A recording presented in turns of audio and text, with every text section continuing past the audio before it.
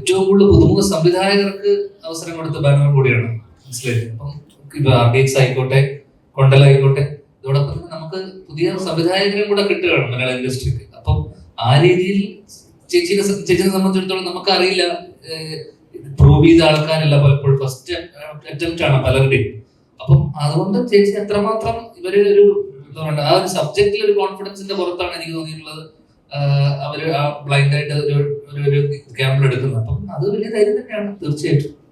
പിന്നെ എല്ലാവരും ചോദിക്കുന്ന ചോദ്യം എന്നാൽ മിന്നൽ മുരളിയും ഞാനും ഡിറ്റക്റ്റീവ് ഉജ്ജലുമായിട്ടുള്ള ഒരു കോമ്പിനേഷൻ ഫിലിം ഉണ്ട്. അതായത് മിന്നൽ മുരളി 2 അല്ലെങ്കിൽ ഡിറ്റക്റ്റീവ് ഉജ്ജലിന്റെ 2ാം ഭാഗം വരുമ്പോൾ 2ാം ഭാഗം നിൽക്കും എന്നുള്ളൊരു ചോദ്യം വരുന്നു.